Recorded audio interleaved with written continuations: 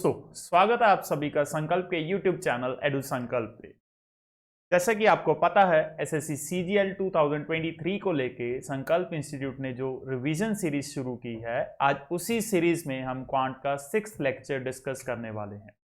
तो जिन दोस्तों ने पहली 5 वीडियोस नहीं देखी हैं तो वो पुरानी वीडियोस को देख सकते हैं और उन 5 वीडियोस का लिंक मैंने डिस्क्रिप्शन में दिया है।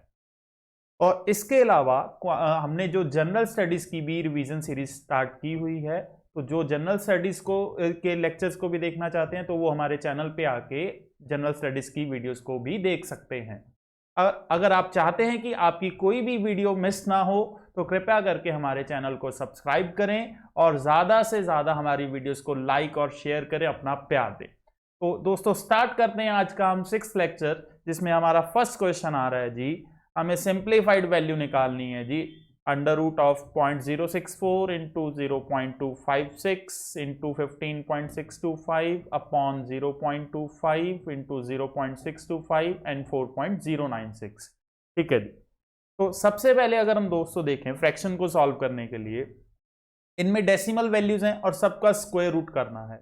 और इन वैल्यूज को ध्यान से देखने पे हमें ये दिख रहा है कि ये सारे परफेक्ट स्क्वायर्स हैं जी, तो इनका स्क्वायर रूट हम इजीली कर पाएंगे। ठीक है जी, ये सारी ही परफेक्ट स्क्वायर वैल्यूज हैं तो इनका हम स्क्वायर रूट करेंगे।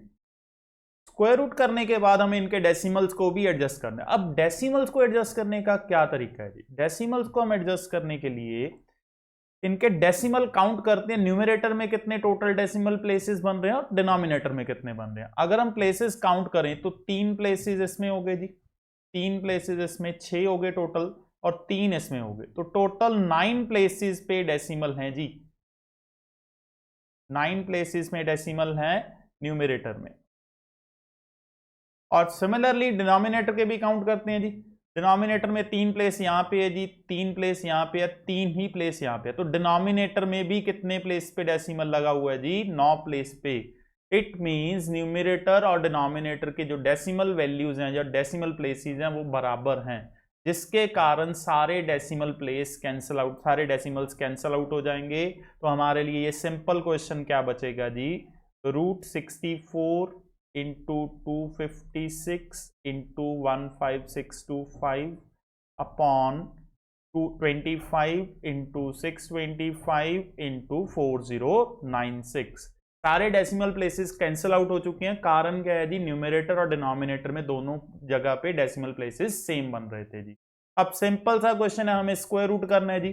सबसे पहले 64 का स्क्वायर रूट देखते हैं। 64 का स्क्वायर रूट होता है 8, फिर आता जी 256 का स्क्वायर रूट 16, फिर आता जी 15625, इसका स्क्वायर रूट 125, देन डिनोमिनेटर में 25 का स्क्वायर रूट 5, 625 का 25 और 4096 का क्या बनेगा जी? 64। तो ये हमारे स्क्वायर रूटों के वैल्यूज आ गई। अब जस्ट हम कटिंग करेंगे जी सिंपली। 5 इंटू 25 125, तो ये कैंसिल आउट हो गया जी। 16 4 जा 64, ये भी कैंसिल आउट हो गया। 4 2 जा 8, तो हमारा आंसर क्या बना जी? 2। It means correct answer is option A. बहुत आसान सा क्वेश्चन था दोस्तों। अब नेक्स्ट क्वेश्चन की तरफ मूव करते हैं जी। हमें सिंप्लीफाइड वैल्यू निकालनी है जी। ठीक है, अब हम ध्यान से अगर इस क्वेश्चन को ऑब्जर्व करें, हमें कई वैल्यूज दिख रही हैं जी, जिसमें एक टर्म हमें ये दिख रही है 1/3 इंटू 1/3 इंटू 1/3, एक टर्म हमें ये दिख रही है जी 1/4 इंटू 1/4 इंटू 1/4, और तीसरी टर्म हमें क्या दिख रही है जी? 1/5 इंटू 1/5 इंटू 1/5, और उसके आगे यही वैल्यूज को रिपीट किया गया। अब इस क्वेश्चन को आसानी से करने का तरीका क्या है जी? हम वैल्यूज की जगह पे इनको एबीसी की फॉर्म में लिख सकते हैं ताकि हमें समझने में आसानी हो, पढ़ने में आसानी हो। तो मैं क्या कर रहा हूं जी? ए को लिख रहा हूं, मान रहा हूं 1/3, बी को मान रहा हूं 1/4 और सी को मान रहा हूं जी 1/5। अब हम क्या करेंगे? अब सारा का सारा क्वेश्चन एबीसी के फॉर्म में लिखेंगे। तो अब क्या बन गया जी? सबसे पहले ए इंटू ए मतलब ए क्यूब, फिर आ गया जी 1/4 इंटू 1/4 इंटू 1/4 मतलब बी क्यूब, देन आ गया हमारे पास 1/5 इंटू 1/5 इंटू 1/5 सी क्यूब माइनस 3abc। ठीक है जी, न्यूमरेटर ये हमारा होगा। डिनोमिनेटर की बात करें तो अब 1/3 इंटू 1/3 मतलब a स्क्वायर, 1/4 इंटू 1/4 का मतलब b स्क्वायर, और 1/5 इंटू 1/5 का मतलब c²। ठीक है जी, यहाँ तक। अब नेक्स्ट क्या है ब्रैकेट के अंदर, 1/3 इंटू 1/4 का मतलब AB, 1/4 इंटू 1/5 का मतलब BC, 1/5 इंटू 1/3 का मतलब CA। अब ये फॉर्म में हमारे पास क्वेश्चन आ गया। अब जो न्यूमरेटर है जी, ये वाली चीज, ये एक एल्जेब्रिक आइडेंटिटी है।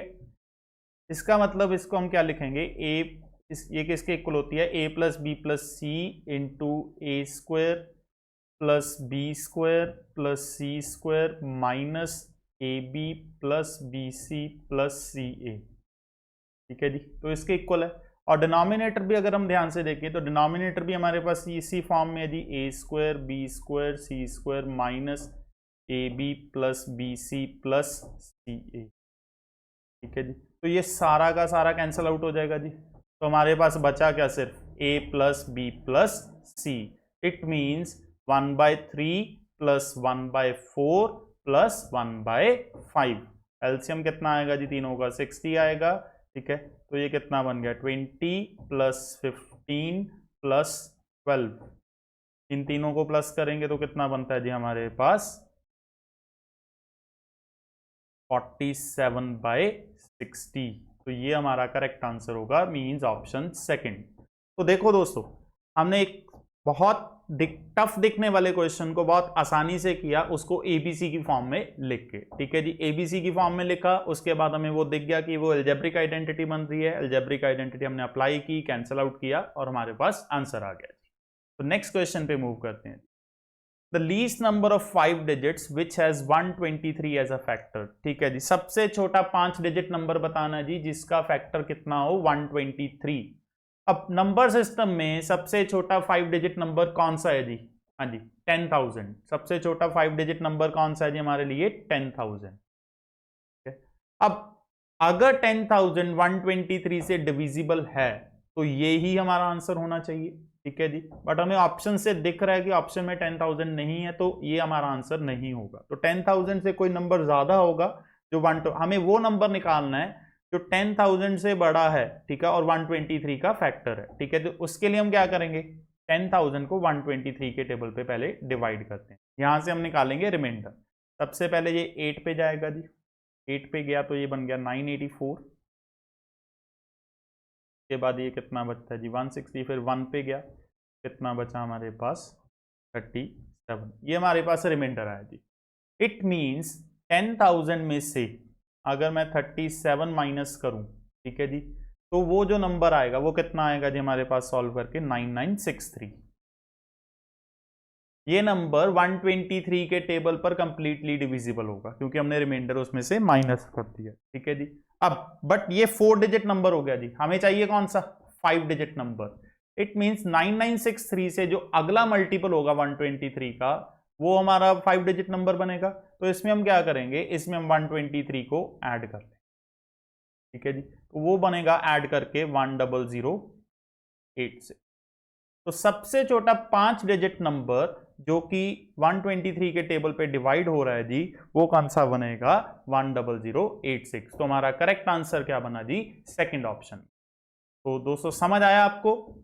ठीक है, अगले नेक्स्ट क्वेश्चन पे मूव करते हैं जी हम। एक सर्टेन मंथ है जी, ठीक है जी, उसके जो 3 संडेज हैं जी उनकी डेट इवन नंबर्स हैं। तो हमें बताना है कि उसी मंथ की जो 15th डेट है उसको कौन सा दिन होगा, 15th ऑफ मंथ को कौन सा डे होगा। ठीक है जी, अब कंडीशन क्या है जी, 3 संडेज इवन नंबर्स पे होने चाहिए, इवन डेट्स पे। ठीक है जी, तो हम स्टार्ट करते हैं, एज्यूम करते हैं जी कि लेट्स से पहला संडे, फर्स्ट संडे हम मान सकते हैं। पहली इवन डेट कौन सी होती है जी मंथ में, सेकंड। तो सेकंड को हम फर्स्ट संडे मान के चलते हैं, जस्ट एजम्पशन कर रहे हैं जी हम। ठीक है जी, लेट फर्स्ट संडे। अब हर संडे कितने कितने दिन के गैप पे आएगा जी, 7-7 दिन के, क्योंकि कोई भी दिन होगा वो हमेशा 7-7 दिन के गैप पे चलता है जी। तो पहला संडे अगर 2 तारीख को है तो दूसरा कितने को होगा, इसमें 7 प्लस करेंगे तो कितना आएगा, 9th को आएगा, उसमें 7 प्लस करेंगे। ठीक है जी, थर्ड संडे कितने को आएगा, 16 को आएगा, फिर उसमें 7 प्लस करेंगे। ठीक है जी, फोर्थ संडे हमारा कितने को बन रहा है, 23 को बन रहा है, और इसमें अगर हम 7 प्लस करें तो अगला संडे कौन सी तारीख को बन रहा है, 30 तारीख को। अब हमारे पास 5 संडे हैं जी, एक 2 को है, एक 9 को है, एक 16 को है, एक 23 को है और एक 30 को है। ठीक है जी। अब कंडीशन ये है कि 3 संडेज इवन डेट्स पे होने चाहिए। अब देखो पहला संडे सेकंड एक इवन हो गया जी। अब एक संडे 16 को आ रहा है जी, ये भी एक इवन हो गया। और एक संडे कौन सी तारीख को आ रहा है, 30 तारीख को, ये भी इवन हो गया जी। तो मेरी तीनों कंडीशन मतलब 3 संडेज वाली कंडीशन फुलफिल हो रही है जी। तो इसके अकॉर्डिंग अब हमें पूछा क्या गया जी, 15 तारीख को 15th ऑफ मंथ को कौन सा दिन होगा। अब 16 को क्या था जी, संडे। ठीक है, अगर 16 को संडे था तो 15th को कौन सा होगा डे जी, सैटरडे। तो हमारा करेक्ट आंसर क्या बनेगा, ऑप्शन सी। नेक्स्ट क्वेश्चन की तरफ मूव करते हैं जी। नेक्स्ट क्वेश्चन है, ठीक है जी, n इन स्क्वायर ब्रैकेट है, तो वो क्या डिनोट कर रहा है, greatest integer less than n। ठीक है जी, अगर स्क्वायर ब्रैकेट के अंदर है उसका मतलब क्या है जी, it is a greatest integer less than n। मतलब जो भी n फ्रैक्शन फॉर्म में होगा या डेसिमल फॉर्म में होगा, उससे छोटा जो भी इंटीजर होगा वो हमें लेना है। और n जो हमारा सिंपल ब्रैकेट के अंदर है, इसका मतलब क्या है जी, it denotes the smallest integer greater than n। ठीक है जी, ये स्मॉलेस्ट इंटीजर बताएगा जो n से बड़ा है। मतलब अगर सिंपल ब्रैकेट के अंदर n होगा तो हमें उस फ्रैक्शन वैल्यू से अगला इंटीजर देखना है, और अगर n स्क्वायर ब्रैकेट में होगा तो हमें उस फ्रैक्शन वैल्यू से एक पहले वाला इंटीजर देखना है। ठीक है जी, तो उसके बेस पे हमें कैलकुलेशन करनी है। अब ये पहले देखते हैं जी, पहले हमारे पास है 1 होल 1/5 मतलब के 1.2 है जी, और ये सिंपल ब्रैकेट में है। सिंपल ब्रैकेट में होगा तो हमें कौन सा n से अगला इंटीजर देखना है जी। तो 1.2 से अगला इंटीजर क्या बनता है जी, इससे अगला इंटीजर क्या बनेगा 2। नेक्स्ट केस में अब स्क्वायर ब्रैकेट है जी, स्क्वायर ब्रैकेट में हमें कौन सा इंटीजर देखना है, पिछला। ठीक है जी, तो 1.2 से पिछला इंटीजर क्या था 1, देन माइनस, फिर हमारे पास नॉर्मल ब्रैकेट है। नॉर्मल ब्रैकेट में हमें कौन सा इंटीजर देखना है, अगला। तो 1.5 से अगला क्या बनेगा, फिर 2 बनेगा, डिवाइडेड बाय अगला स्क्वायर ब्रैकेट है। स्क्वायर ब्रैकेट में कौन सा इंटीजर, पिछला इंटीजर, तो 1 आएगा, प्लस फिर 1.5, फिर नॉर्मल ब्रैकेट है। नॉर्मल ब्रैकेट में हम कौन सा देखते हैं, अगला, तो 1.5 से अगला क्या होगा, तो ये हमारे पास सिंपल बॉडमास रूल लगेगा जी इस पे। अब तो सबसे पहले 2 डिवाइडेड बाय 1 कितना हो गया, 2। ठीक है जी, और 2 इंटू 1 कितना हो गया, ये भी 2 हो गया। 2 माइनस 2 प्लस 2 बचा जी हमारे पास, ये कैंसिल आउट हो जाएंगे। तो हमारे पास आंसर क्या है जी, 2। तो करेक्ट आंसर हमारे लिए क्या होगा जी, ऑप्शन बी। नेक्स्ट क्वेश्चन, एक कोई काम करने के लिए बी को 3 गुना टाइम लगता है ए और सी मिलके जितना टाइम लेते हैं जी। मतलब जितना टाइम ए और सी को मिलके लगेगा उससे 3 गुना टाइम किसको लगेगा, बी को लगेगा जी। ठीक है, देन उसके बाद क्या बोलता है, और C twice as long as A and B together. और सी अकेले को कितना टाइम लगता है जी, सी अकेले को टाइम लगता है डबल जितना टाइम ए और बी को मिलके लगता है। अब तीनों अगर एक साथ काम करेंगे तो तीनों मिलके कोई काम कितने दिन में कर लेंगे जी, 10 दिन में कर लेंगे। तो हमें बताना है ए अकेला कितने दिन में वो सारा काम कर सकता है। ठीक है जी, तो स्टार्ट करते हैं। अब सबसे पहले बी 3 गुना टाइम ले रहा है ए और सी से, मतलब एफिशिएंसी अगर हम कंपेयर करेंगे तो ए और सी मिलके बी के मुकाबले 3 गुना काम कर सकते हैं जी। इट मींस अगर बी 1 यूनिट काम करेगा, ठीक है, तो ए और सी मिलके कितना करेंगे, 3 unit. Similarly C double time ले रहा है जी, ए और बी मिलके जो टाइम ले रहे हैं। ठीक है जी, तो ए और बी अगर मान के मतलब ए और बी डबल काम कर सकते हैं सी के मुकाबले, तो सी अगर मान के चलते हैं कि 1 यूनिट काम करेगा तो ए और बी कितना करेंगे, 2 यूनिट। ठीक है जी, अब ऐड करने पे अगर देखें इनको, ठीक है जी, हमें ऐड करने पे क्या मिलता है, इन दोनों इक्वेशंस को ऐड करेंगे तो a प्लस बी प्लस सी कितने यूनिट बनते हैं जी, 4 यूनिट। और इधर a प्लस बी प्लस सी कितना बनता है, 3 यूनिट। बट ये दोनों चीजें बराबर होनी चाहिए जी, क्योंकि ए बी सी का टोटल काम है। तो हम क्या करेंगे, इनको बराबर बनाते हैं जी, 4 और 3 को। 4 और 3 को बराबर करने के लिए इनका क्या लेंगे जी, एलसीएम। ठीक है जी, 12 एलसीएम आएगा। तो हम क्या करेंगे, टोटल वर्क 12 एज्यूम करेंगे और इसको 4 वाले को भी 12 में कन्वर्ट कर लेंगे और 3 वाले को भी। अब 4 को 12 में कन्वर्ट करने के लिए क्या करना पड़ेगा, 3 से मल्टीप्लाई करना पड़ेगा। तो अगर 3 से मल्टीप्लाई करते हैं तो बी की वैल्यू कितनी बनती है, 3 यूनिट। ये सारा कुछ 3 से मल्टीप्लाई होगा। और ए और सी की कितनी बनती है, 9 यूनिट। ये भी 3 से मल्टीप्लाई हो गया। सिमिलरली ये 3 वाले को हमने 12 बनाना है तो 4 से मल्टीप्लाई करने पड़ेगा। तो सी को 4 से मल्टीप्लाई किया तो कितना बन गया, 4 यूनिट। और ए और बी को 4 से मल्टीप्लाई किया, कितना बन गया, 8 यूनिट। अब ध्यान से देखो, इन सबका काम इक्वल आ गया। ये भी 12 बन गया और ये भी 12 बन गया। और इनकी एफिशिएंसी भी ठीक होगी। ये बी और ए प्लस सी की एफिशिएंसी 1-3 होनी चाहिए तो 1-3 है। और सी और ए प्लस बी की एफिशिएंसी 1-2 होनी चाहिए तो 1-2। तो यहां से हमें इंडिविजुअल एफिशिएंसीज पता चल गई। बी कितना काम कर रहा है एक दिन में, 3 यूनिट। सी कितना कर रहा है जी, 4 यूनिट। अब टोटल एक दिन में कितना काम है जी, 12। ये हम मान के चले थे। तो उसमें से बी 3 कर रहा है, सी 4 कर रहा है, तो ए कितना करेगा, 5 यूनिट। हमें तीनों का काम पता चल गया जी, ए बी सी का। अब हमें टाइम किसका निकालना है जी, सिर्फ ए का। अब ए का टाइम निकालना, हमारे पास फॉर्मूला क्या है जी, efficiency into time is equal to total work.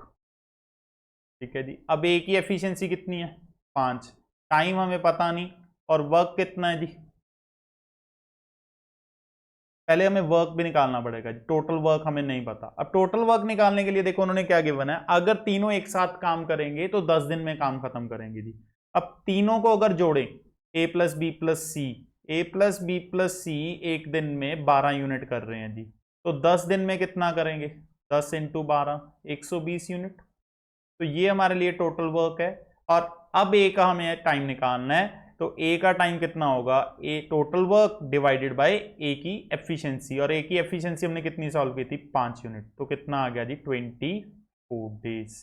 तो करेक्ट आंसर होगा जी हमारा ऑप्शन बी। बहुत ही ज्यादा इंपॉर्टेंट क्वेश्चन है जी दोस्तों। ठीक है, बहुत बार एग्जाम में रिपीट हुआ, तो मैं इस बार भी मुझे उम्मीद है कि पूरा पूरा कि ये क्वेश्चन किसी ना किसी शिफ्ट में रिपीट जरूर होगा। तो ध्यान से कर लीजिए इस क्वेश्चन को। नेक्स्ट, 2 पाइप्स हैं जी। पहली जो पाइप है 6 घंटे में फिल करती है, दूसरी पाइप 8 घंटे में फिल करती है। दोनों को एक साथ चलाया गया। तो हमें यह बताना है कि बी को हम कितने टाइम बाद बंद करें ताकि टैंक 4 घंटे में पूरा भर जाए। ठीक है जी। तो सबसे पहले हम एलसीएम लेंगे जी। ए कितने घंटे में करता है इंडिविजुअली, 6 घंटे में। बी इंडिविजुअली कितने घंटे में कर रहा है, 8 घंटे में। तो एलसीएम 6 और 8 का कितना बनता है, 24। तो यहां से ए की एफिशिएंसी कितनी बनती है, 4 यूनिट। और बी की एफिशिएंसी कितनी बनती है जी, 3 यूनिट। ठीक है। अब स्टार्ट दोनों को एक साथ किया, बट इन बिटवीन किसको बंद करना, हमने बी को बंद करना है। ठीक है। ए पूरा टाइम काम करेगी, ए नहीं हमने बंद करनी। तो पूरा टाइम काम करने पे, सारा कुछ करने पे, तो कितने घंटे लगे हमें, 4 घंटे। तो यहां से हमें यह पता चलता है जो ए है वो तो 4 घंटे कंप्लीट काम करेगी ही करेगी। तो 4 घंटे के मुताबिक ए कितना काम कर लेगी जी, 16 यूनिट। क्योंकि 1 घंटे में ये कितना कर रहा था, 4। तो 4 घंटे में कितना बना, 16 यूनिट बन गया जी। अब 24 में से 16 यूनिट ए ने खत्म कर दिए, बचे कितने जी, 8 यूनिट। अब ये जो बचे हुए यूनिट हैं ये किसको करने पड़ेंगे, बी को। तो बी की एफिशिएंसी कितनी दिख रही है जी हमें, 1 घंटे में 3 यूनिट। तो बी कितना टाइम लेगा जी इसके लिए, 8/3। हमारा करेक्ट आंसर क्या होगा जी, ऑप्शन 4। नेक्स्ट क्वेश्चन की तरफ मूव करते हैं। एक सोफा सेट है जी, ठीक है, जिसकी लिस्ट प्राइस कितनी दी हुई है हमें, 800 रुपए। और रिटेलर उसको सक्सेसिव डिस्काउंट पे बेच रहा है जी, 25%, 10, 15% का। ठीक है जी, सॉरी होलसेलर। तो हमें बताना है सोफा सेट रिटेलर को कितने का मिला। अब सिंपल सा क्वेश्चन है, लिस्ट प्राइस गिवन है, 2 डिस्काउंट गिवन है। तो लिस्ट प्राइस में तो दोनों डिस्काउंट माइनस करने पे हमारे पास रिटेलर का प्राइस आ जाएगा, कॉस्ट प्राइस। अब तरीका क्या है जी, सक्सेसिव डिस्काउंट है। तो एक तरीका है कि हम सक्सेसिव डिस्काउंट का फॉर्मूला लगाएं पहले, उससे हमें एक ओवरऑल डिस्काउंट की परसेंटेज पता चलेगी और उस परसेंटेज को लिस्ट प्राइस में से माइनस करें। ठीक है जी। तो सबसे पहले हम 2 सक्सेसिव डिस्काउंट का फॉर्मूला लगाते हैं जी। तो 2 सक्सेसिव डिस्काउंट का फॉर्मूला दोस्तों क्या है जी, 2 सक्सेसिव डिस्काउंट का फॉर्मूला है a plus B minus A B upon 100। ठीक है जी। तो इसके अकॉर्डिंग अगर पहले हम फॉर्मूला देखें, वैल्यूज देखें, तो a 25 हो गया, b 15 हो गया, -25 × 15/100। ठीक है जी। तो ये हमारे पास सॉल्व करने पे कितना आ रहा है जी 36.25%।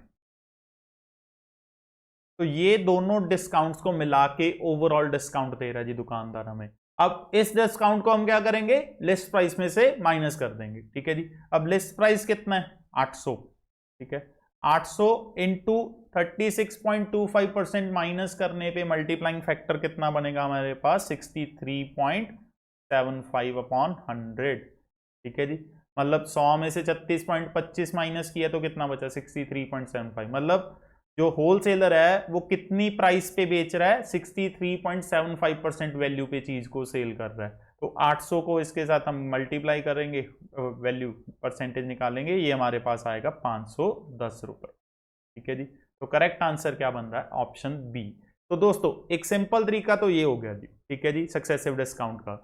अब दूसरा तरीका क्या है कि हम उसको सक्सेसिव डिस्काउंट एक साथ लगाने की बजाय उसको अलग लगा, ठीक है जी। अब हमें ध्यान क्या रखना होता है जी एग्जाम्स में, कुछ परसेंट वैल्यूज ऐसी होती हैं जो हम ऑरली कर सकते हैं, जैसे 10%, 20%, 30%, 25%, 5%, ठीक है जी। इन वैल्यूज को हम ऑरली आराम से कैलकुलेट कर सकते हैं। तो ऐसी वैल्यूज को हम रिकमेंड करते हैं कि इंडिविजुअली ऑरली सॉल्व किया जाए बजाय कि उसको सक्सेसिव की फॉर्म में सॉल्व किया जाए एक साथ, ठीक है। तो इस क्वेश्चन में अभी अगर देखें एक डिस्काउंट 25% है, एक डिस्काउंट 15% है, ठीक है जी। तो मैं क्या करूंगा, इनको अलग अलग लगाऊंगा। सबसे पहले मैं क्या करूंगा 800 पे 25% माइनस करूंगा, ठीक है जी।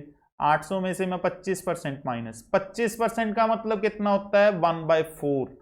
तो 800 का 1/4 कितना बनता है 200 रुपए। तो 800 में से 200 माइनस हो जाएंगे, कितने बचे जी 600। एक डिस्काउंट माइनस करने पे 600 बनता है। और अब 600 में आगे फिर 15% डिस्काउंट देना जी उस बंदे ने, तो 600 का 15% निकाल लो। और 600 का 15% कितना बनता है 90 रुपए बनता है। तो 90 रुपए और कम हो जाएंगे 600 में से, तो 600 में से 90 माइनस किए कितने बचे 510। तो हमारा प्राइस कितना आया जी रिटेलर का कॉस्ट प्राइस 510 रुपए, ठीक है जी। नेक्स्ट क्वेश्चन पे मूव करते हैं। एक वॉशिंग मशीन है जिसको 30% डिस्काउंट पे सेल किया है, एक बंदा उसको 6580 में खरीद रहा है, तो उसका लिस्ट प्राइस पता करना। उल्टा क्वेश्चन है जी पिछले की तरफ। पिछले में हमें लिस्ट प्राइस गिवन था, सेलिंग प्राइस निकालना था। इसमें हमें लिस्ट सेलिंग प्राइस पता है, लिस्ट प्राइस निकालना है जी, ठीक है। और डिस्काउंट कितना दे रहा है 30%।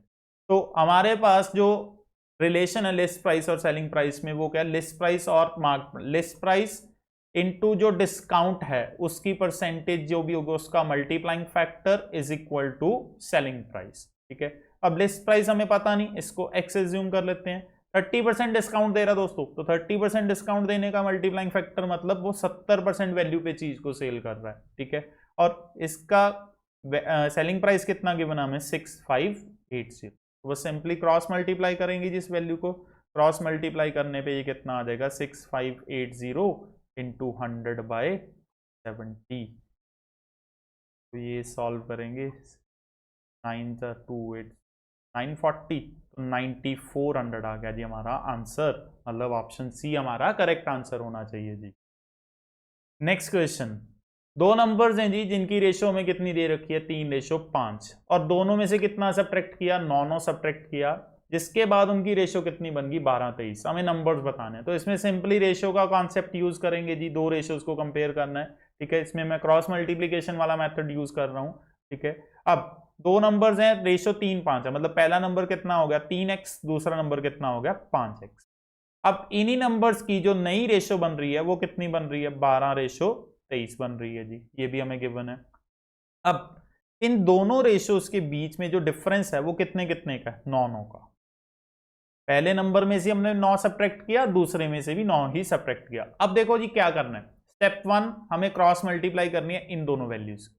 3 को 23 से मल्टीप्लाई करेंगे, 5 को 12 से। तो 3 को 23 से मल्टीप्लाई किया कितना होता है 69, और 12 को 5 से किया 60। तो हमें बड़े में से छोटी वैल्यू माइनस करनी है, मतलब 69x में से क्या माइनस होगा 60x। क्रॉस मल्टीप्लाई करना है, 3 को पहले 23 से किया, फिर 12 को 5 से किया, दोनों में से जो बड़ी वैल्यू होगी उसमें से छोटी वैल्यू सब्ट्रैक्ट करेंगे। ये हमारा फर्स्ट स्टेप है। सेकंड स्टेप में हमें क्या करना है, इनकी क्रॉस मल्टीप्लिकेशन करनी है। 12 को 9 से करेंगे, 23 को भी 9 से करेंगे। 12 को 9 से मल्टीप्लाई किया कितना होता है 108, और 23 को 9 से मल्टीप्लाई किया कितना होता है 207। तो यहां भी हम बड़े में से छोटी वैल्यू माइनस करेंगे, तो 207 में से हम क्या माइनस करेंगे 108, और इन दोनों को क्या कर देंगे इक्वल कर देंगे।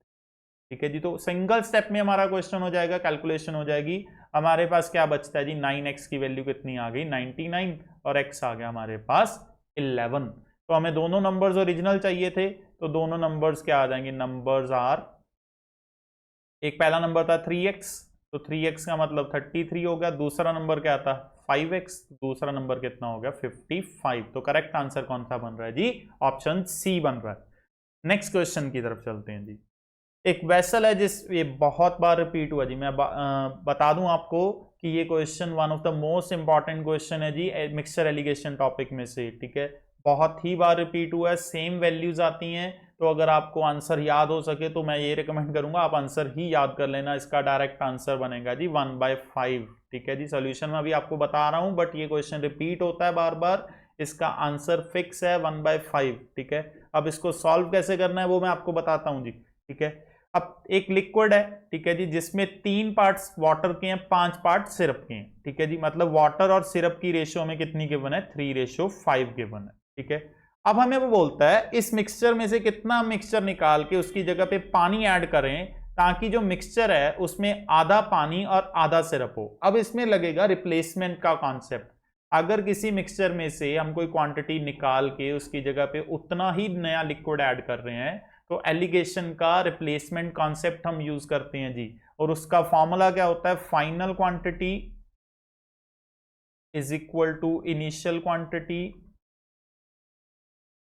into 1 minus replaced quantity upon total quantity raised to power n। यदि फाइनल क्वांटिटी और इनिशियल क्वांटिटी उस चीज की होगी जो चीज रिप्लेस हो रही है। जैसे कि इस क्वेश्चन में हम मिक्सचर निकाल रहे हैं और उसकी जगह पे क्या ऐड कर रहे हैं, पानी ऐड कर रहे हैं। तो मिक्सचर में अगर हम पानी ऐड करते जाएंगे तो उससे जो सिरप की क्वांटिटी है वो कम होती जाएगी। इट मींस सिरप रिप्लेस हो रहा है किसके साथ, पानी के साथ। तो यहां पे हम जो क्वांटिटी लेंगे फाइनल और इनिशियल, वो किस चीज की लेंगे, सिरप की। तो दोस्तों ये याद रखना है कि रिप्लेसमेंट वाले कॉन्सेप्ट में जो चीज की क्वांटिटी कम होती जाएगी हमें उसकी क्वांटिटी लेनी होती है फाइनल और इनिशियल में। अब यहां पे हम सिरप की बात कर रहे हैं, इनिशियली सिरप कितना होगा 5/8, क्योंकि 3:5 था, उसमें सिरप की क्वांटिटी 5/8 बनती है, और फाइनली हाफ हाफ होना चाहिए। तो फाइनल क्वांटिटी सिरप की कितनी बनती है, हाफ इंटू 1 माइनस रिप्लेस। अब रिप्लेस हम कितना कर रहे हैं, ठीक है, पता नहीं, वो पूछा गया। और टोटल क्वांटिटी भी वेसल की कितनी है वो भी हमें नहीं पता, हमें पूछा ही फ्रैक्शन गया है कि टोटल में से हम कितना रिप्लेस करें। और ये प्रोसेस कितने बार किया हमने, टोटल एक ही बार किया है। तो बस इसको सॉल्व करते हैं क्रॉस मल्टीप्लाई करके, तो हमारे पास क्या बन गया 4/5 is equal to 1 minus r/t। तो r/t की वैल्यू कितनी आ जाएगी 1 माइनस 4/5। एलसीएम लेने के पेज इसको सॉल्व करेंगे, 5 इंटू 1 5 माइनस 4, ठीक है जी 1/5। तो हमारा करेक्ट आंसर क्या था, ऑप्शन सी, जो कि मैंने आपको पहले ही बता दिया था। ये बहुत ही ज्यादा इंपॉर्टेंट क्वेश्चन है, बहुत बार रिपीट होता है, आप इसको याद कर लेना। इसका आंसर 1/5, और इसका डिटेल्ड सॉल्यूशन मैंने आपको बता दिया, कॉन्सेप्ट पूरी तरह आपको समझा दिया जी। तो नेक्स्ट क्वेश्चन की तरफ मूव करते हैं। नेक्स्ट क्वेश्चन है जी, 40 बच्चे हैं जी क्लास में, जिनका एवरेज वेट हमें कितना दिया हुआ है 36.2 kg। अगर कहते 3 बच्चे और आ जाएं जिनका वेट हमें 42.3, 39.7 और 39.5 kg दिया हुआ है, तो क्लास का जो एवरेज वेट होगा वो बताना हमें कितना हो जाएगा 43 बच्चों का। अब दोस्तों पहले मैं आपको ये कॉन्सेप्ट डिटेल में करवाऊंगा पूरा का पूरा क्वेश्चन, फिर इसकी एक मैं शॉर्टकट ट्रिक बताऊंगा जिससे आपकी कैलकुलेशन सारी बच सकती है, बट वो पूरा कॉन्सेप्ट समझाने के बाद। तो देखते रहिए, ठीक है, पहले हम पूरा कॉन्सेप्ट समझेंगे, बाद में मैं आपको इसकी शॉर्ट ट्रिक बताता हूं, ठीक है। अब 40 बच्चे हैं जी क्लास में, वेट कितना है 36.2, तो इनका टोटल वेट निकाल लेते हैं जी पहले। तो 40 इंटू 36.2 करेंगे, ये बनेगा जी 1448 बनेगा, ये क्लास का टोटल वेट हो गया। अब 3 बच्चे ऐड हुए हैं जी, 3 बच्चे कौन से वाले, 42.3 प्लस 39.7 प्लस 39.5, ये 3 बच्चे ऐड हुए, मतलब ये टोटल वेट क्लास में ऐड हो गया। अब इन तीनों का अगर हम टोटल करते हैं, ये बनता है 121.5। तो पुराना वेट कितना था 1448, नया कितना ऐड हो गया 121.5। तो अब क्लास का टोटल वेट कितना बनना इन दोनों को ऐड करके 1569.5, ये हमारा टोटल वेट बन रहा है जी अभी क्लास का। अब इस वेट के अकॉर्डिंग हमें एवरेज निकालनी है, जो कि न्यू एवरेज अब क्या क्या बनेगी, total weight divided by total number of students 1569.5, और टोटल स्टूडेंट कितने हो गए 40 पहले थे जी, 3 और आ गए तो कितने हो गए 43। तो डिवाइड करने पे हमारा आंसर कितना आएगा इसको 36.5। तो उसके अकॉर्डिंग ऑप्शन सेकंड हमारा करेक्ट आंसर बना। तो है तो बिल्कुल सिंपल था कॉन्सेप्ट, बट अगर कैलकुलेशन वाइज देखते हो तो हमें कैलकुलेशन काफी लंबी करनी पड़ रही है, जो कि डेसिमल्स में भी जा रही है। ठीक है, तो इस कैलकुलेशन को अब हम अपनी शॉर्ट ट्रिक से अवॉइड करेंगे। ठीक है, अब देखते हैं वो कैसे होगा जी। ठीक है, हमें पता है जो नए 3 स्टूडेंट्स आए हैं उनकी एवरेज निकालते हैं जी सबसे पहले हम। ठीक है जी, एवरेज ऑफ न्यू स्टूडेंट्स, 3 जो नए बच्चे आए,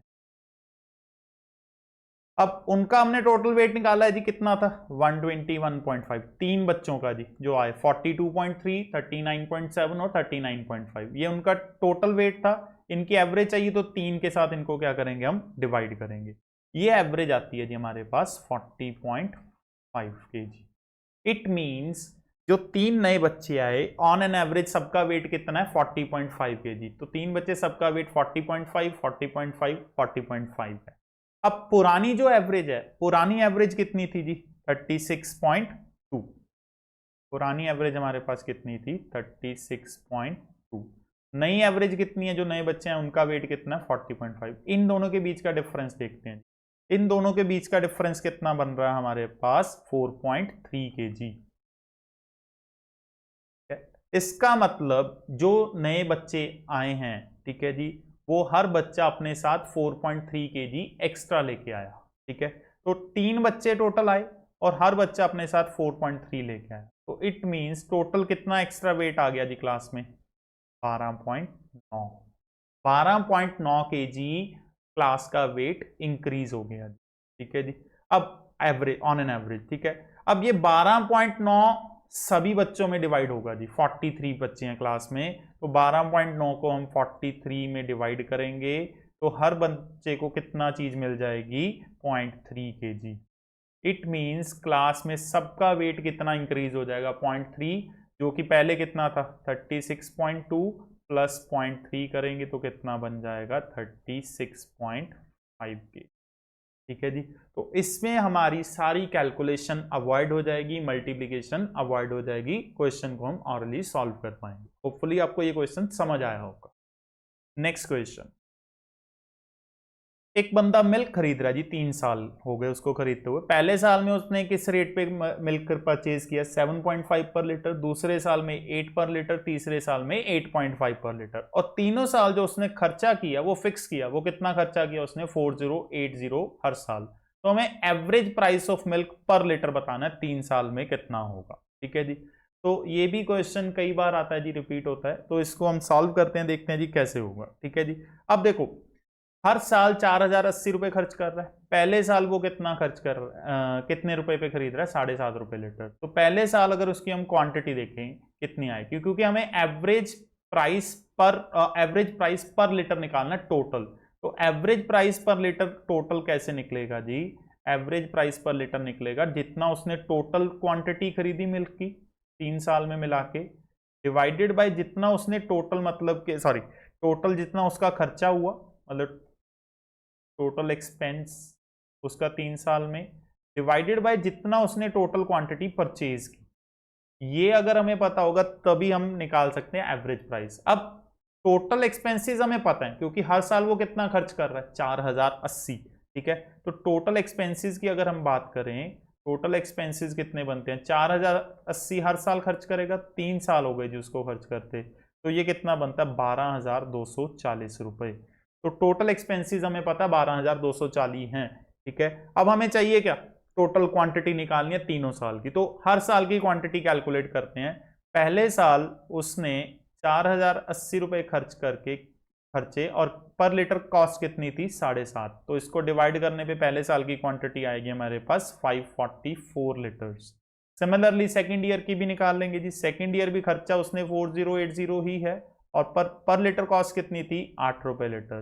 तो इस साल उस कितनी क्वांटिटी खरीद रहा है जी वो 510, ठीक है जी 510 लीटर्स। और तीसरे साल की अगर बात करें, तीसरे साल उसने फिर 4080 ही खर्च किए, बट इस बार पर लीटर क्वांटिटी कॉस्ट कितनी थी उसकी 8.5। तो इसको डिवाइड करने पे हमारे पास टोटल वैल्यू आती है 480 लीटर्स।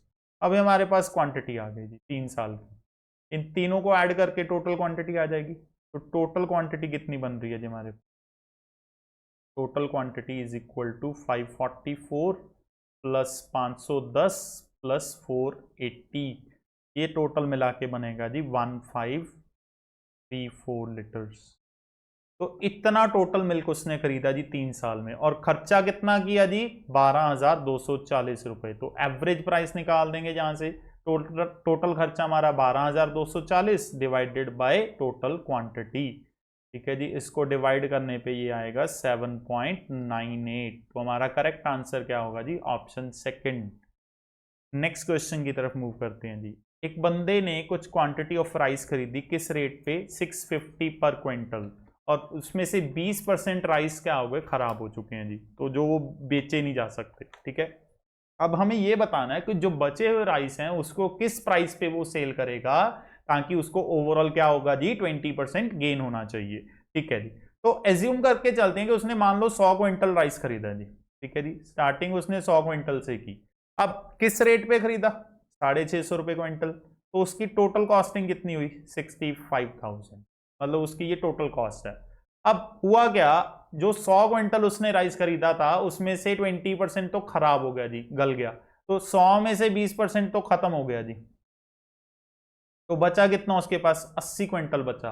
अब इस 80 क्विंटल राइस को उसने कुछ प्राइस पे सेल करना है, लेट से हमने उसको एक्स पे सेल करना है, ताकि ओवरऑल उसका प्रॉफिट कितना होना चाहिए जी 20%, मतलब 65,000 पे वो 20% प्रॉफिट कमाना चाहता है जी। तो मैं क्या करूंगा 65,000 में 20% ऐड कर दूंगा, तो 65,000 में 20% ऐड करने पे बनता है 78,000, ठीक है जी। मतलब जो 80 क्विंटल उसके पास राइस है उसका टोटल सेलिंग प्राइस कितना है 78,000, तो पर क्विंटल कितने का हो जाएगा 78,000 डिवाइडेड बाय 80, जो कि सॉल्व करने पे कितना आता है 975। तो करेक्ट आंसर क्या बन रहा है जी ऑप्शन डी बन रहा है जी हमारे लिए, ठीक है। अब दोस्तों इसका एक और मेथड भी है जिससे हम कैलकुलेशन और मल्टीप्लिकेशन को अवॉइड कर सकते हैं। वो कैसे है, मान के चलते हैं कि उसने लेट्स से 100 चीजें खरीदी, 100 आर्टिकल्स खरीदे 100 रुपए में, मान के चल रहे हैं 100 आर्टिकल्स खरीदे कितने में 100 रुपए में। इट मींस यहां पे उसकी सीपी ऑफ 1 आर्टिकल कितनी बनी 1 रुपया, ठीक है।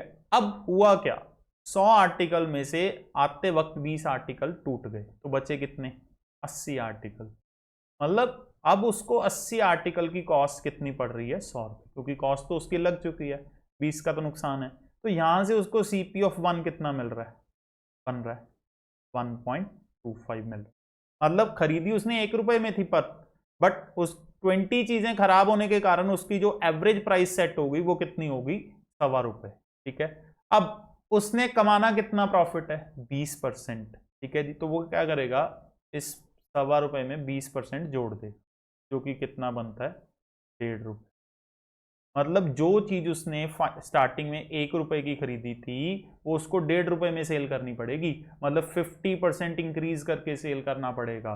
तो मेरी जो कॉस्ट प्राइस 650 थी उसमें मैं क्या कर दूंगा 50% ऐड कर दूंगा, तो 50% ऐड करने पे कितना बनेगा 975। तो मेरा करेक्ट आंसर बन गया जी ऑप्शन डी। नेक्स्ट क्वेश्चन की तरफ चलते, एक डिसऑनेस्ट शॉपकीपर है जो फॉल्टी बैलेंस यूज करके प्रॉफिट कमा रहा है, 5% प्रॉफिट कमाता है खरीदने के टाइम पे और 5% ही प्रॉफिट कमाता है बेचने के टाइम पे, हमें उसका ओवरऑल प्रॉफिट बताना है।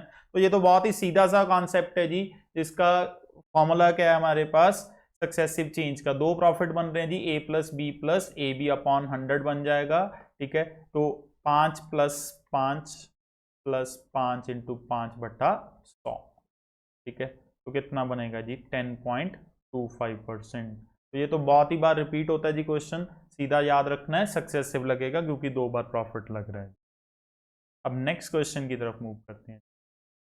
नेक्स्ट क्वेश्चन क्या बोलता है, price of an article reduce कितना किया, 25%। हमें बताना है कि अगर उसको ओरिजिनल प्राइस पे रिस्टोर करना है तो रिड्यूस प्राइस को कितना इंक्रीज किया जाए। ठीक है जी, तो इसमें हम कॉन्सेप्ट ऑफ बेस यूज करेंगे। ठीक है, वो क्या बोलता है कि अब मैं 2 तरीके से इस क्वेश्चन को करूंगा। ठीक है, अगर आपको दोनों में से जो भी सही लगेगा आप वो मेथड फॉलो करना। तो दोनों मेथड्स को देखने के लिए आप कंटिन्यूसली इस क्वेश्चन को ध्यान से देखें जी। ठीक है, अब मान के चलते हैं कि 100 रुपए की चीज थी पहले ओरिजिनली। अब सबसे पहले उसका क्या हुआ, प्राइस रिड्यूस हुआ कितना, 25%। तो 100 में से मैं क्या कर दूंगा, 25% माइनस कर। तो 100 में से 25% माइनस किया, कितना बन गया, 75। अब आगे क्या बोल रहा है, in order to restore the original price, हमें ओरिजिनल प्राइस को रिस्टोर करना है तो जो रिड्यूस प्राइस है उसको कितना बढ़ाना पड़ेगा। अब मतलब 75 रिड्यूस प्राइस है, इसको रिस्टोर करके कहां पे लेके जाना है, ओरिजिनल प्राइस पे। तो 75 से 100 मैंने प्राइस को करना है, तो उसके लिए मुझे कितना प्राइस इंक्रीज करना पड़ेगा जी, 25 इंक्रीज करना पड़ेगा, किसमें से, 75 में से। तो कितने परसेंट बन रहा है जी, 1/3, 33.33%। इट मींस ऑप्शन डी हमारा करेक्ट आंसर है। ये हमारा फर्स्ट मेथड है जी। सेकंड मेथड हम देखते हैं जी। सेकंड मेथड क्या है, जिसमें हम फ्रैक्शंस यूज करेंगे। ठीक है, सबसे पहले प्राइस कम कितना हुआ, 25%। तो 25% की फ्रैक्शन क्या होती है जी, 1/4। ठीक है, अब हमें जो प्राइस है वो इंक्रीज करना है। ठीक है जी, क्या करना है, इंक्रीज। तो जब हमें इस वैल्यू को इंक्रीज करना है फ्रैक्शन को, तो उसके लिए हम क्या करेंगे, numerator upon denominator minus numerator. Increase करने के लिए n/d माइनस n करना है। ठीक है, जो कि हमारे पास कितना बनेगा, 1/4 माइनस 1, 1/3। और 1/3 कितना होता है, 33.33%। ठीक है जी, तो ये स्ट्रेट फॉरवर्ड शॉर्टकट फॉर्मूला है जी इस क्वेश्चन का, तो आप इसको, इस ट्रिक को भी फॉलो कर सकते हो। और अगर क्वेश्चन मान लो कि रिवर्स होता, हमें नया प्राइस डिक्रीज करना होता यहाँ पे इंक्रीज की बजाय। ठीक है जी, तो हम क्या करते, डिक्रीज के केस में n/d प्लस n, उल्टा होता है जी, इंक्रीज के लिए d माइनस n करना है और डिक्रीज के लिए d प्लस n करना है। नेक्स्ट क्वेश्चन की तरफ चलते हैं। एक फ्रैक्शन है जी, जिसका न्यूमरेटर कितना इंक्रीज किया हमने, 20%, और डिनोमिनेटर कितना डिक्रीज किया उसका, 20%, जिसके कारण जो फ्रैक्शन बनी वो कितनी बन गई, 4/5। हमें ओरिजिनल फ्रैक्शन बतानी है जी कितनी होगी। ठीक है जी, तो मान के चलते हैं कि ओरिजिनल फ्रैक्शन क्या है, x/y। अब न्यूमरेटर 20% बढ़ा दिया, तो x में हम 20% इंक्रीज करेंगे। तो 20% इंक्रीज करने के लिए क्या करना पड़ेगा, 120/100। और डिनोमिनेटर में क्या किया, 20% डिक्रीज। तो 20% डिक्रीज करने के लिए क्या करना पड़ेगा, 80/100। ठीक है, ये करने पे जो नई फ्रैक्शन बन रही है वो कितनी बन रही है, 4/5। इसको सिंपली सॉल्व करके, 100 के साथ 100 कैंसिल हो गया, ये 40 के टेबल पे कट हो गए जी। तुम्हारे पास बचा 3x/2y is equal to 4/5। Cross multiply किया तो हमारे पास 15x किसके बराबर आ रहा है, 8y के, और x/y कितना आ गया, 8/15। हमारा करेक्ट आंसर क्या होगा जी, ऑप्शन बी, 8/15। बहुत ही सिंपल सा क्वेश्चन था। नेक्स्ट क्वेश्चन, हाँ जी, point A and B 70 kilometre दूर है जी एक दूसरे से हाईवे पे। एक कार है जो पॉइंट ए से शुरू होती है और बी पे पहुंचती है सेम टाइम, सॉरी, एक कार स्टार्ट होती है ए से और उसी टाइम पे एक कार स्टार्ट होती है बी से। दोनों सेम डायरेक्शन में अगर चलेंगे तो 7 घंटे में मिलेंगे। अगर दोनों एक दूसरे की तरफ आएंगे, मतलब ऑपोजिट डायरेक्शन में ट्रेवल करेंगे, तो 1 घंटे में मिल जाएंगे। हमें बताना है दोनों कार्स की स्पीड कितनी है। ठीक है जी, तो अब इस क्वेश्चन को मैं बिना सॉल्व किए, पेन उठाए भी सॉल्व करके बताऊंगा कैसे करना है। बट पहले मैं आपको इसका डिटेल्ड मेथड, डिटेल सॉल्यूशन समझाता हूं इक्वेशन के साथ। ठीक है जी, अब दोनों प्लेसेस में डिफरेंस कितना है, 70। ठीक है जी, एक प्लेस ए है, एक प्लेस बी है। अगर तो दोनों कार सेम डायरेक्शन में जा रही हैं तो कितने घंटे में मिल रही हैं, 7 घंटे में।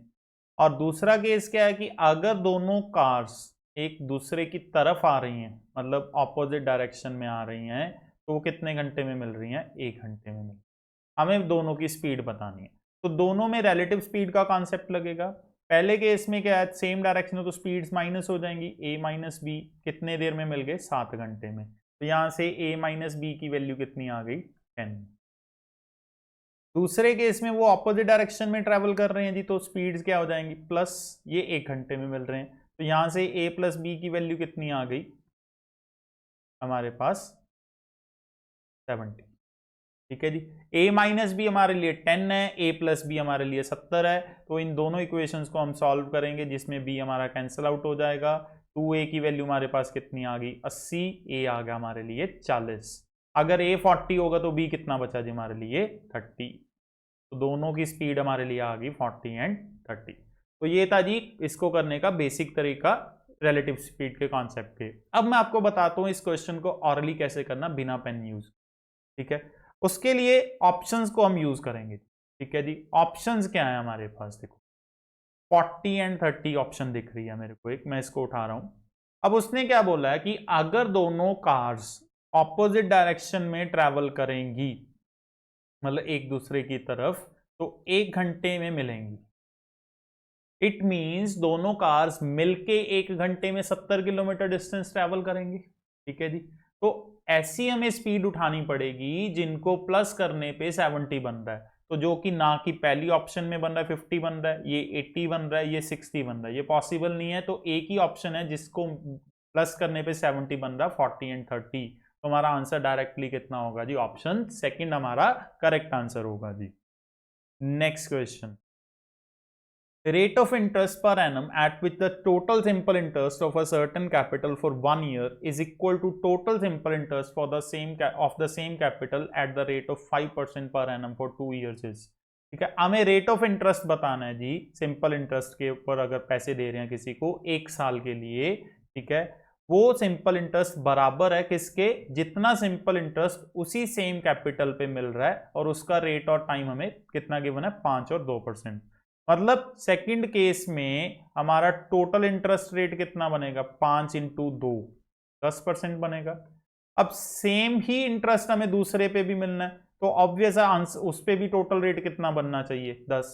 ठीक है, बट उसमें टाइम कितना है, 1 साल। तो इसके कारण उसका जो रेट ऑफ इंटरेस्ट बनेगा वो कितना बन जाएगा, 10%। ऑरल क्वेश्चन था जी, सॉल्व करने की जरूरत नहीं पड़ेगी, क्योंकि जितना इंटरेस्ट हमें 2 साल में मिल रहा है उतना इंटरेस्ट हमें 1 साल में मिलना है पहले स्कीम पे। तो 2 साल में हमें टोटल 10% इंटरेस्ट मिल रहा है, उधर भी हमें 10% ही मिलेगा, बट वो मिलेगा 1 साल में। तो पर एनम हमारा रेट ऑफ इंटरेस्ट कितना बनेगा, 10% बनेगा। नेक्स्ट क्वेश्चन की तरफ move. A cube of h 6 centimeter is painted on all the sides and then cut into unit cube। ठीक है, एक बड़ा क्यूब हमारे पास, उसको हमने पेंट करके सारी तरफ से उसके छोटे पीसेस बना दिए, छोटे क्यूब्स बना दिए। तो हमें बताना है कितने क्यूब्स, छोटे क्यूब्स में से कितने क्यूब्स ऐसे होंगे जिसकी किसी भी साइड पे पेंट नहीं होगा। अब कॉन्सेप्ट क्या होता है जी, जब हम बात करते हैं कि टोटल क्यूब्स होते हैं, मान लो बड़ा क्यूब है उसको छोटे क्यूब्स में से हम काटते हैं, तो उसमें डिफरेंट टाइप्स के क्यूब्स निकलते हैं। ठीक है जी, जिसमें कुछ क्यूब्स ऐसे होती हैं जिसकी सारी साइड्स पे पेंट मतलब कि 3 साइड पे पेंट लगा होता है, कि कोई क्यूब्स ऐसे होते हैं जिसपे 2 साइड पे पेंट होता है, किसी पे 1 साइड पे पेंट होता है, और कुछ क्यूब्स ऐसे भी होते हैं जिसपे किसी साइड पे पेंट नहीं लगा होता। तो उनको निकालने के अलग अलग फॉर्मूला है। इसमें हमें पूछा क्या गया है, जिसमें किसी भी क्यूब, किसी भी साइड पे पेंट ना हो, तो उनको हम बोलते हैं जी न्यूक्लियस क्यूब।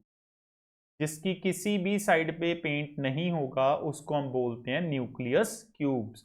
और न्यूक्लियस क्यूब्स निकालने का फॉर्मूला होता है जी n-2 का होल क्यूब।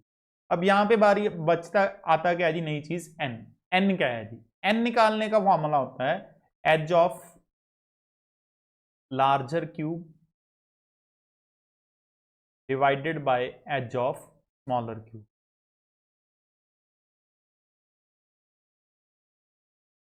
ठीक है जी, जो बड़ा क्यूब है उसकी कितनी साइड है, डिवाइड बाय जो छोटा क्यूब है उसकी कितनी साइड। अब यहाँ पे जो बड़ा क्यूब था उसकी साइड थी 6 सेंटीमीटर। अब हमने इसको यूनिट क्यूब्स में काटा जी, यूनिट मतलब एक सेंटीमीटर। तो 6/1 कितना हो जाएगा, 6। n की वैल्यू हमारे पास 6 आ गई। हमें चाहिए न्यूक्लियस क्यूब्स, तो न्यूक्लियस क्यूब्स निकालने का फॉर्मूला हमने लिखा है जी ऊपर n-2 का होल क्यूब। तो 6-2 का होल क्यूब करेंगे तो 4 क्यूब बनता है, विच इज इक्वल टू 64। तो 64 क्यूब्स ऐसे निकलेंगे जिसकी किसी भी साइड पे पेंट नहीं लगा होगा। नेक्स्ट क्वेश्चन की तरफ चल। एक सेक्टर बनाया गया जी, कोन को बीच में से काट के, ठीक है, कोन को काटा और उसको खोल दिया तो वो कौन सी शेप लेगा जी, सेक्टर की शेप लेगा, ठीक है, जिसका हमें बेस रेडियस कितना बताया हुआ 8 सेंटीमीटर, हाइट कितनी बताई हुई है 6 सेंटीमीटर, हमें रेडियस ऑफ सेक्टर बताना है, ठीक है जी। अब एक हम सेक्टर ड्रॉ करते हैं, ये सेक्टर है, ठीक है। अब अगर इस सेक्टर को मैं फोल्ड करूंगा, फोल्ड करने पे, ठीक है जी, ये कोन की शेप ले ले, ठीक है। अब जब इसको फोल्ड करेंगे तो इसकी ये जो साइड्स हैं आपस में जुड़ जाएंगी, ऐसे फोल्ड करेंगे इसको, इस शेप को ऐसे फोल्ड करेंगे तो ये जुड़ जाएंगी, मतलब ये जो शेप लेगा ये स्लांट सरफेस बनेगा इसका, ठीक है। और ये जो आर्क दिख रही है जी हमें, ये बेस बना देगी सर्कुलर शेप, ठीक है जी। अब हमें बताना क्या है जी, रेडियस ऑफ सेक्टर, ठीक है जी, इस सेक्टर का रेडियस। अब इस सेक्टर का रेडियस क्या है जी, ये चीज हमें कैलकुलेट करनी है, रेडियस ऑफ सेक्टर, ठीक है जी। अब जो रेडियस ऑफ सेक्टर है, जब इसको हम कोन की शेप में फोल्ड करेंगे तो ये स्लांट हाइट की शेप, मतलब के स्लांट हाइट बन जाएगी जी। It means radius of sector किसके इक्वल है, radius of sector is equal to slant height of cone. तो हमें रेडियस निकालना, इट मींस हमें स्लांट हाइट ऑफ कोन निकालनी, और कोन की स्लांट हाइट निकालने के लिए हमें रिक्वायर्ड क्या है, कोन का रेडियस और कोन की हाइट, जो कि हमें गिवन है, ठीक है। तो स्लांट हाइट का फॉर्मूला क्या होता है, R square plus H square का अंडर रूट। तो हम फॉर्मूले में वैल्यूज पुट करते हैं, 64 प्लस 36 का अंडर रूट कितना हो गया 100, और कितना आ जाएगा 10, तो रेडियस कितना आना चाहिए 10 सेंटीमीटर। तो बेसिकली इसमें डायग्राम की अंडरस्टैंडिंग थी कि सेक्टर और कोन को हम अगर बनाने चाहेंगे एक दूसरे में तो क्या चीज बनेगी, ठीक है जी। नेक्स्ट क्वेश्चन, एक राइट एंगल आइसोसेलेस ट्राइंगल है, ठीक है जी, जो कि एक सेमी सर्कल में बना हुआ है, जिस सेमी सर्कल का रेडियस कितना है हमारे पास 7 सेंटीमीटर। हमें एरिया बताना है सेमी सर्कल का, but exterior to the triangle, जो कि एरिया ट्राइंगल के बाहर बचता है। पहले डायग्राम देखते हैं, एक सेमी सर्कल है, इसके अंदर एक राइट एंगल्ड आइसोसेलेस ट्राइंगल है, तो राइट एंगल्ड है तो कुछ इस तरह की ट्राइंगल है जी, ठीक है, ये 90 डिग्री होगा, ठीक है। आइसोसेलेस है, इट मींस ये दोनों साइड्स क्या होंगी, इक्वल होंगी, और इसका जो रेडियस दिया हुआ हमें सेमी सर्कल का वो कितना गिवन है 7 सेंटीमीटर।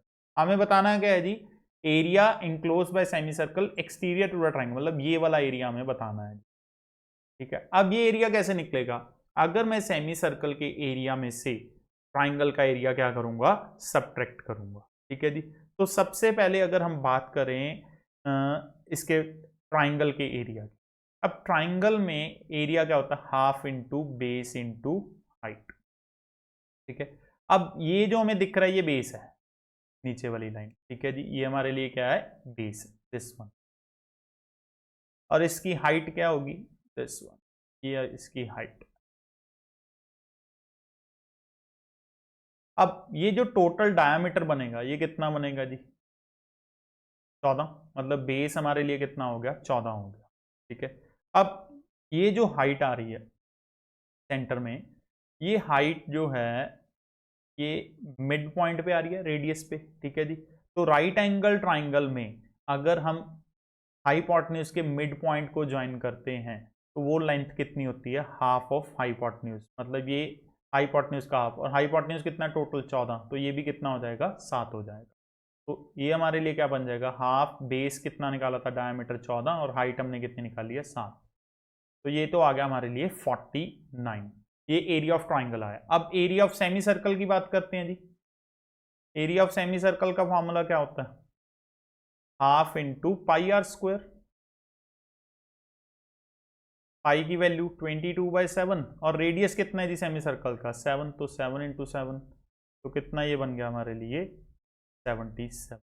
तो एरिया ऑफ सेमी सर्कल 77 है, एरिया ऑफ ट्राइंगल 49 है, तो हमें एरिया चाहिए क्या, जो ट्राइंगल के बाहर है, मतलब 77 में से हम 49 क्या करेंगे, माइनस कर देंगे, तो कितना बचा हमारे पास 28। तो करेक्ट आंसर क्या होगा जी, option second. Next question, base of a right prism, एक प्रिज्म है हमारे पास, उसका बेस इक्विलेटरल ट्राइंगल है जिसकी साइड 8 सेंटीमीटर है। हाइट ऑफ प्रिज्म हमें कितनी गिवन है, 10 सेंटीमीटर। हमें वॉल्यूम ऑफ प्रिज्म निकालना है। अब वॉल्यूम ऑफ प्रिज्म की अगर बात करें, वॉल्यूम ऑफ प्रिज्म होता है जी area of base into height, ठीक है। अब बेस किस शेप में है जी, इक्विलेटरल ट्राइंगल, मतलब इक्विलेटरल ट्राइंगल का एरिया निकाल के उसको प्रिज्म की हाइट के साथ क्या कर देंगे, मल्टीप्लाई।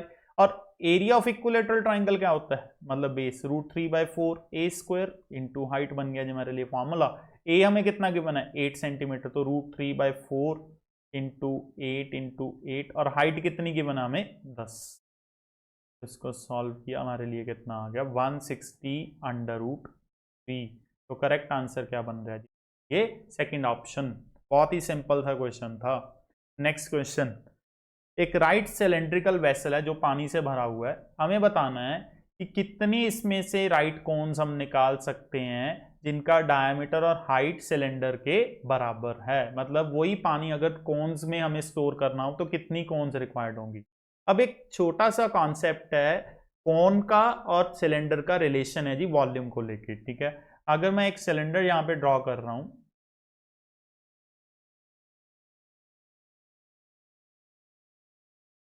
इसमें से मैं एक कोन ड्रॉ दिख, अब हमें यहां पे 3 हिस्से दिख रहे हैं, एक ये सेंटर में कोन दिख रही है, एक ये दिख रही है जी, एक ये दिख रही है, ठीक है जी।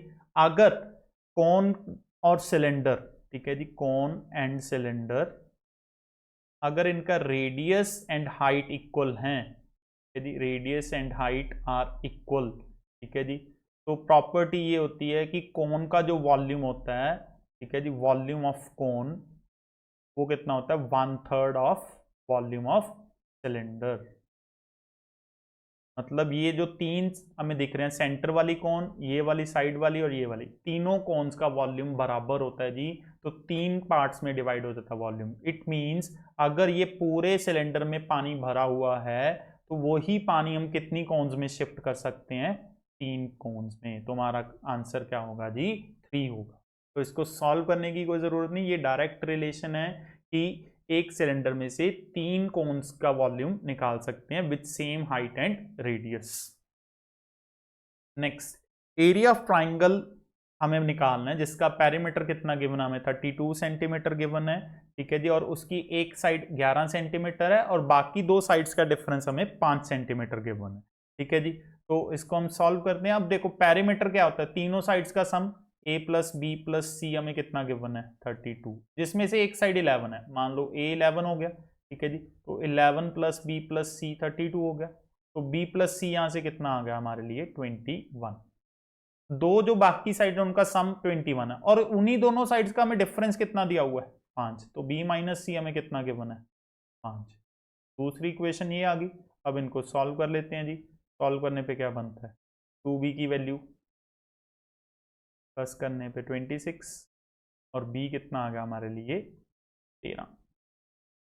b 13 आ गया जी। अगर b 13 है तो a कितना होगा जी, जी a कितना होगा, 8। तो तीनों साइड्स हमें पता चल गई। a कितनी है जी हमारे लिए, 8,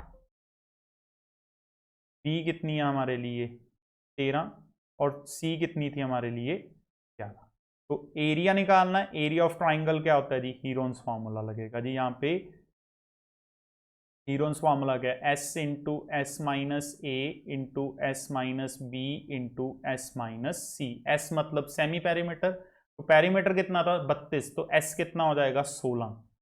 तो हमने फॉर्मूला में पुट किया s माइनस ए कितना हो जाएगा 8, s माइनस बी कितना हो जाएगा 3, s माइनस सी कितना हो जाएगा 5।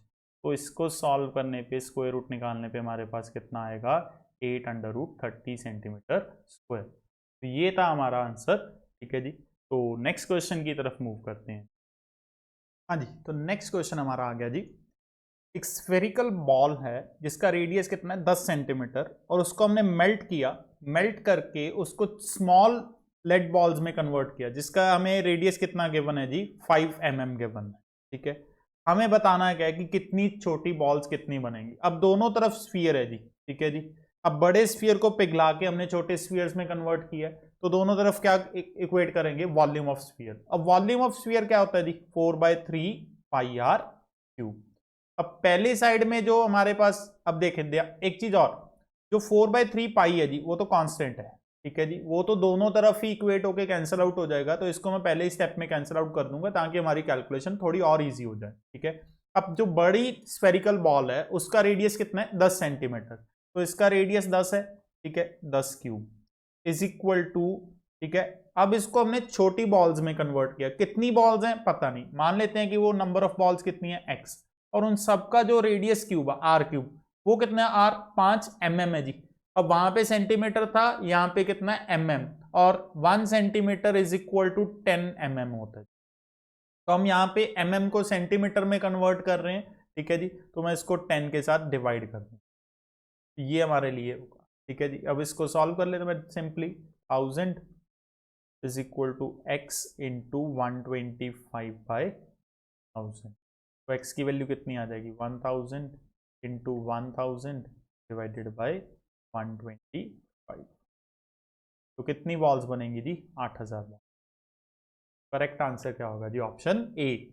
होपफुली आपको अच्छे लगे होंगे, सारे मेथड्स आपको समझ आए होंगे, शॉर्टकट्स, कॉन्सेप्ट्स, ऑप्शंस के थ्रू कैसे क्वेश्चंस को निकालना, तो आपको समझ आया होगा, आपको आज का सेशन अच्छा लगा होगा, ठीक है।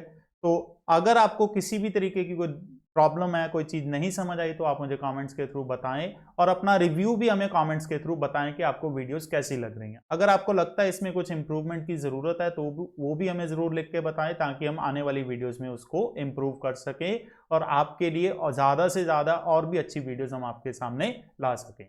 तो अगर आपको हमारा चैनल अच्छा लग रहा है, हमारी वीडियोस अच्छी लग रही हैं, हमारी वीडियोस आपकी हेल्प कर रही हैं आपकी प्रिपरेशन में, तो ज़रूर हमारे चैनल को सब्सक्राइब करें और ज़्यादा से ज़्यादा इन वीडियोस को शेयर करें। तो मिलते हैं दोस्तों नेक्स्ट लेक्चर में बहुत ही जल्दी।